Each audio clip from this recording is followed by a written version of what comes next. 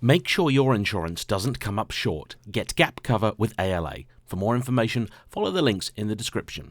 Hello everybody, you find me here today in an unusual part of the world with a very unusual car built by some unusual people and for a very unusual reason.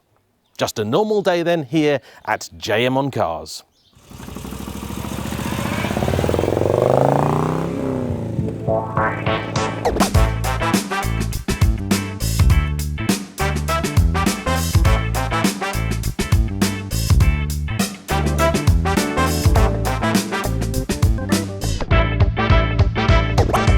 Here we have the Pembleton T24, the lightest car currently being built, most likely in the world, weighing in at just 360 kilos dry. In fact, fully fueled and even sat in it, it's still lighter than many a Caterham 7.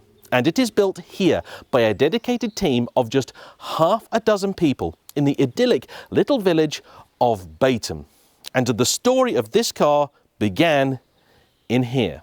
It was with a man called Phil Gregory that the Pembleton story started, and it wasn't on 4 wheels or even 3. It was with 2 and things like this, because he was an enthusiast motorcycle racer, competing particularly in hill climbs and sprints, with stuff like this very motorcycle, with an engine that he cast himself, an 1100cc unit built because the old 500cc nitro system that he built, unfortunately, was no longer competitive, because everybody saw what he was doing and thought, that looks like a good idea.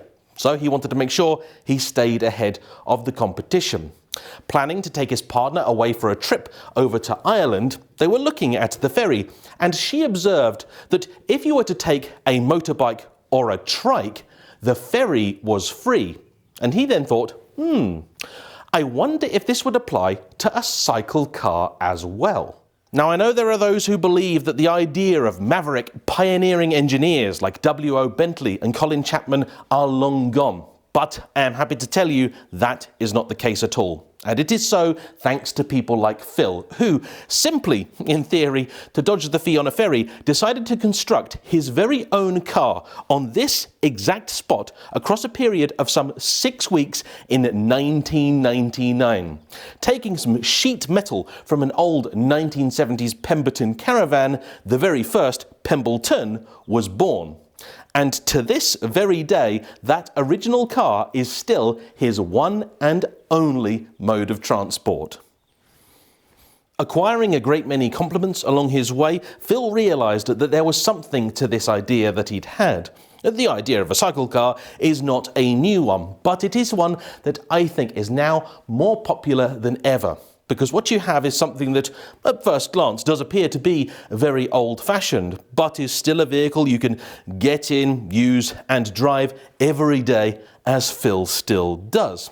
So, fairly soon after, he began selling the vehicle in kit form. Then, later, around 2015, his son Guy became involved, and they built the prototype of this, the V-Sport.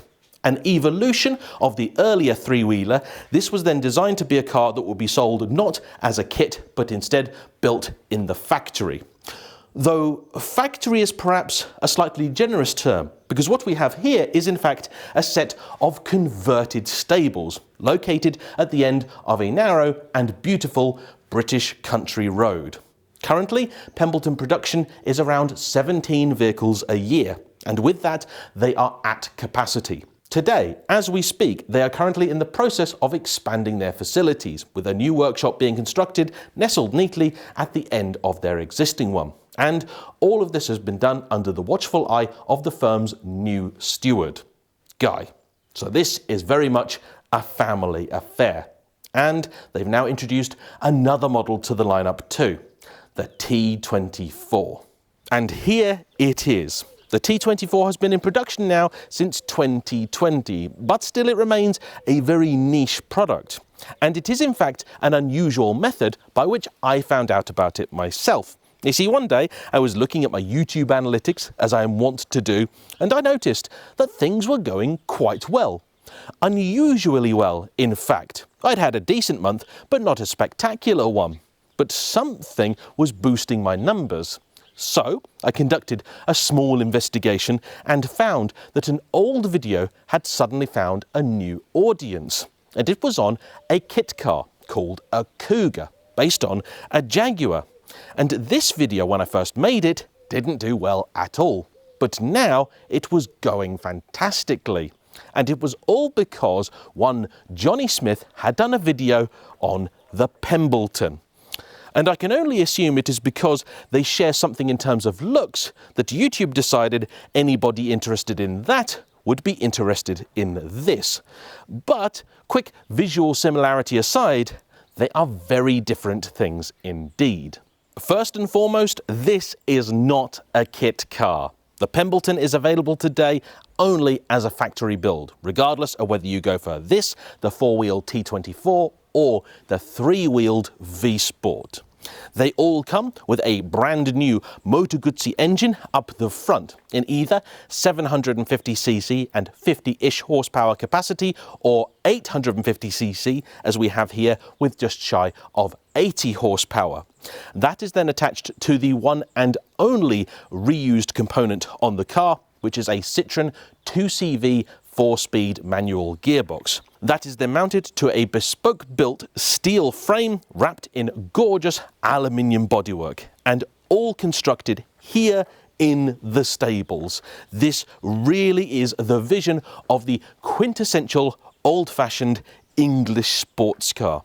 It is not something in which to set speed records. In fact, I have absolutely no idea what the performance numbers of this car are, because it is built for the gentleman or lady who doesn't care about that kind of thing. But do not think just because of the way that it looks that they have no concerns at all about practicality.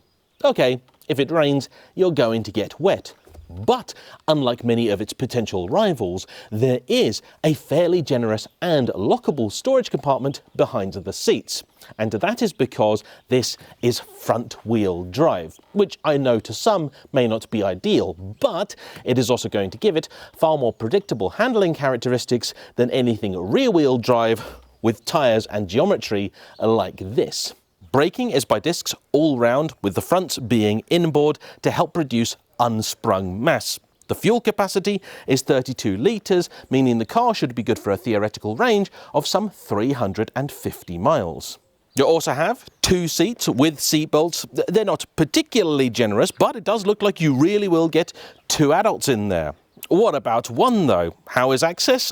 Well, I haven't actually tried it yet, so let's give it a go, shall we? I am cheating and doing it from the passenger's side, but it's not actually that bad. You've got a nice flat floor, get in and, well, fall down, slide yourself over, and I have to say, this is actually pretty good in here. Oh yes, got enough room around the steering wheel. You have just the 1 stalk on here. The gear lever may take a little bit of getting used to, but I'm going to have fun with that out and on the road. As you might imagine, every single car built here is done so to its owner's individual specifications. This one is their demonstrator, and so it carries a few options. The slightly larger engine, the leather interior with carpeting, and paint. Now, between you and me, I think the lovely lads here at Pembleton are missing out on a bit of a trick. Whereas Mr. Pagani will charge you an extra £200,000 to not paint one of his cars, here, that's the standard finish. And they did have in the workshop one in their classic and signature bare aluminium, and it looks fantastic. But what's the car like to drive? Let's find out.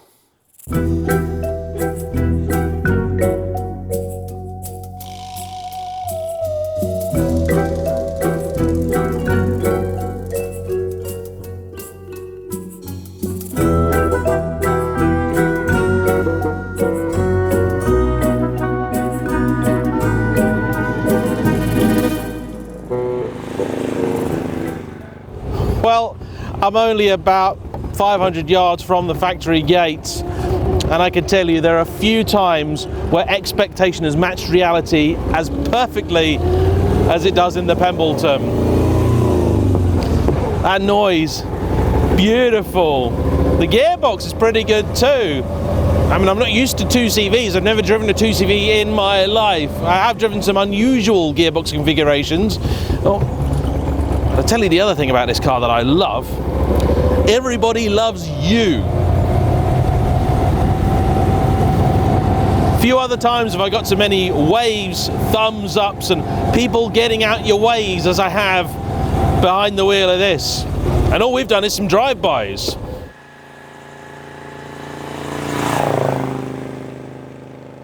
I think it's the first time I've ever been out with a car company CEO, if he even is the CEO.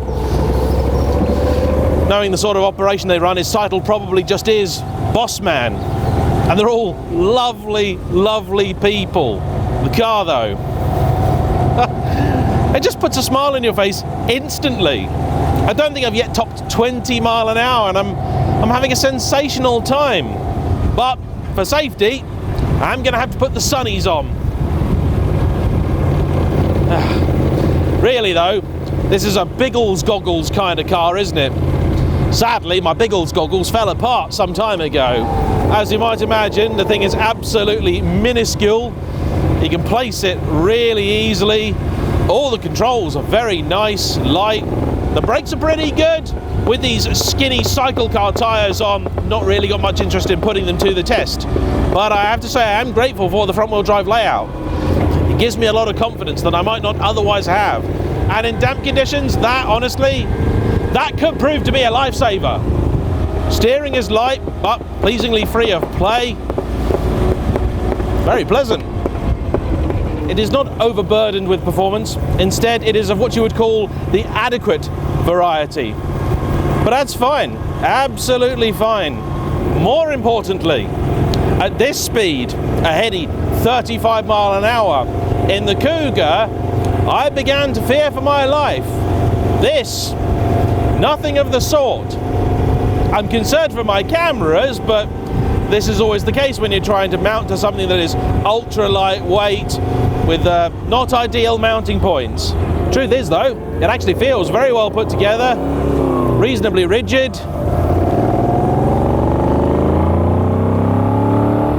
And it will get up to the speed limit very easily.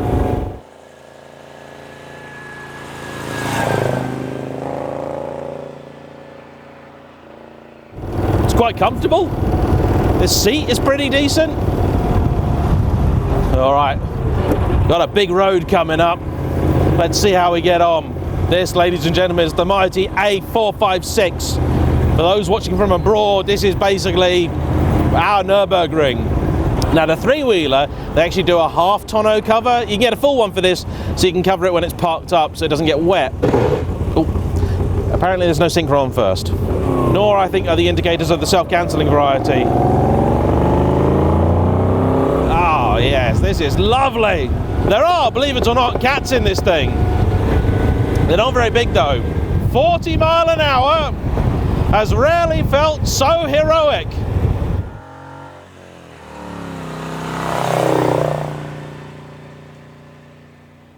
And you know, this is the kind of car that everybody that owns one of these, every single person, down to the last man or lady, is an interesting individual. But I know what you're thinking. All right, James, I bet they're interesting and loaded, aren't they? How expensive is this thing you're driving then? Well, it's not cheap. I'm going to say that.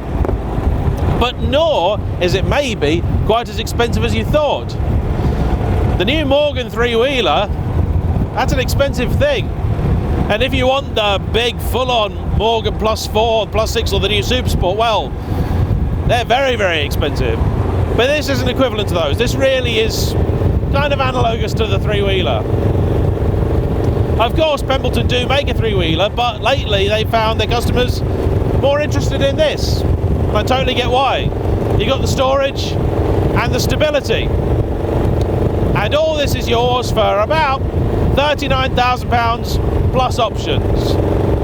What is options? The paintwork, the interior trim, and because it is a tiny company making every single car by hand, about 3/4 of the components on this are made by Pembleton. That means if you want something special, they can make it. I was joking earlier and said if I bought one, I'd want some camera mounting points on it, some flat bits of panel. Easy, done. Someone wanted a tow bar on theirs, done. Pretty much whatever paint you want, if they can do it, they will do it. Interior, same thing.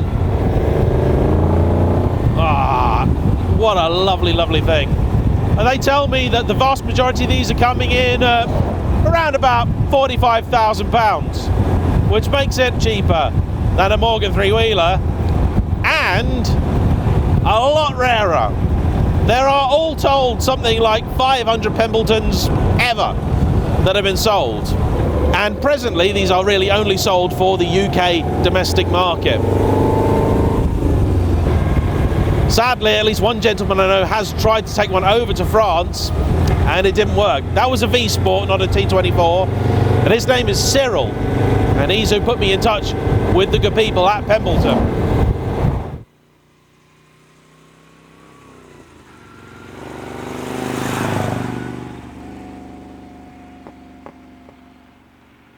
And look, it's an imperfect thing. You'd have to be several shades of crazy, I think, to want to drive one of these all year round. But that's fine. That's absolutely fine. It is, though, the kind of thing for somebody that has had everything else and wants something that is fun, different, and I think because of the rarity will hold its money. Because of the microscopic size of the company, you can have a relationship directly with the firm, which unfortunately I know people like the idea of with Morgan, and it just doesn't happen. And let me tell you now everything you need to know about this car. I will almost never do any video with anyone on anything unless it's on one of my pre-approved test routes. A bit of road that I know inside out, upside down, left to right, back to front. With this, I just got in it and said, lads, which way? And they sort of said, yeah, over here. There's a pub or a brewery somewhere out there. I think it's over there. I'm definitely going the wrong way. I'm not even in the county I'm meant to be in, but I don't care. Because I can think of no finer way to get lost than at the wheel of a Pembleton T24. And so, I want to say simply a big thank you to the guys for letting me come out and have a drive of their demonstrator. If you want to find out more about the brand and the vehicles, follow the link to their website, which I'll put in the description down below. All then that remains to be said is a thanks to you for watching. Don't forget to hit the like button, comment down below, subscribe if you haven't already, and I'll see you for the next one. Bye-bye.